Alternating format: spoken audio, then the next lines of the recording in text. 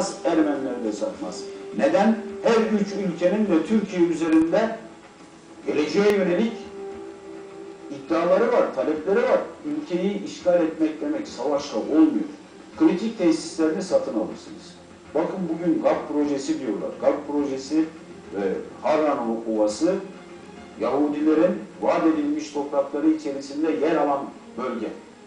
Şimdi toprakları satın alıyorlar. Benim korkum şu, yarın GAP projesini özelleştireceğiz, Türkiye'ye sıcak para getireceğiz kisvesi adı altında Yahudilere satarlarsa bu ülke ne yapacak? Yani illa silahınızla, topla, tankla, tüfekle bu ülkeye girmenize gerek yok ki.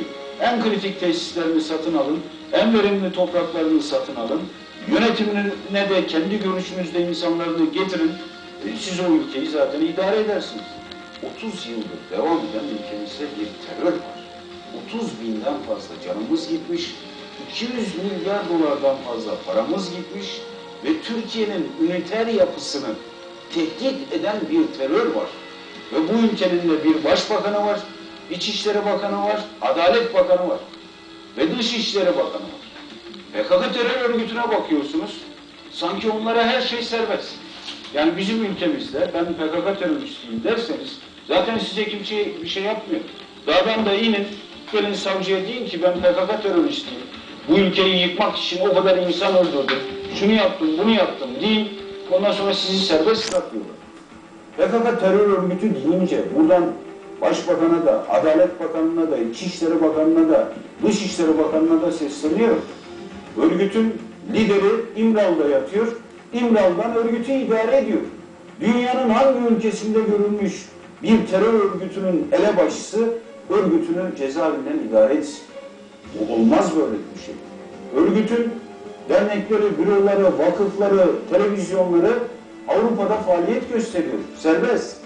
Örgütün 116 tane lider kadrosu siyasi mülteci olarak Avrupa'da elini kolunu sallaya sallaya dolaşıyor. Örgüt kara parayı İsviçre'deki hesaplarda aklıyor. Kimse müdahale etmiyor bunlara. Örgütün arşivleri Suriye'de bir Allah'ın kulu da gidip alıp gelmiyor. Diyeceksiniz ki arşiv ele geçse ne olur? Arşivin içerisinde kimin eli kanlı olduğu, kimin kimi öldürdüğü, kimin hangi eylemi yaptığı, hangi istihbarat örgütlerinin bu örgütü desteklediği, hangi siyasi partilerimizin, hangi milletvekillerimizin bu örgütle işbirliği yaptığı işte o arşivlerde yazıyor. Onun için getirmiyorlar. Örgütün para kasasını çıkarsanız ne olur? Kimin bu örgüte para yardımı yaptığını, bu örgütün de kimlere yardım yaptığını bulursunuz. İşte insan hakları dernekleri falan deyip ortaya dökülüyorlar. Demokratik Toplum Partisi diyorlar. Araştırsınlar bakalım para kaynaklarını. Bu paralar nereden geliyor? Siz Manisa'daki şehit ailesini Anıtkabir'e ziyarete getirecek 3 lirayı bulamıyorsunuz. İstanbul'dan 3-5 tane otobüsü dolduruyorsunuz, Şırnak'a gönderiyorsunuz. Bunlar parayı nereden buluyor? Esas bunları araştırsınlar. Örgütün finansmanını sağlayan kaçakçılıktır. Buyurun İran sınırına gidin bak. Asker hududu koruyamaz. Uyuşturucu madde kaçakçılığı, hayvan kaçakçılığı, akaryakıt kaçakçılığı halen de yapılıyor. Örgüt buradan aldığı parayla bizi şehit ediyor. Neden hükümet gidip de kaçakçılığı durduracak önlem almıyor? Örgütün 116 tane lider kadrosu, 164 tane düzeltiyorum, Kuzey Irak'ta. Neden gidip almıyorlar? Bakın hava harekatları oldu.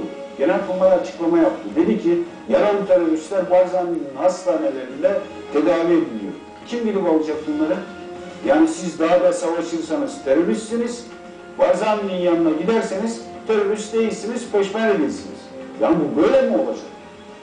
Ben buradan sesleniyorum. Eğer terörle mücadele etmek istiyorlarsa veya güvenlik güçleri terör örgütlerini ortaya çıkarmak istiyorlarsa 30 yıldır acısını çektiğimiz PKK terör örgütüne artık dur desinler. Aleni olarak her alanda faaliyet gösteriyorlar.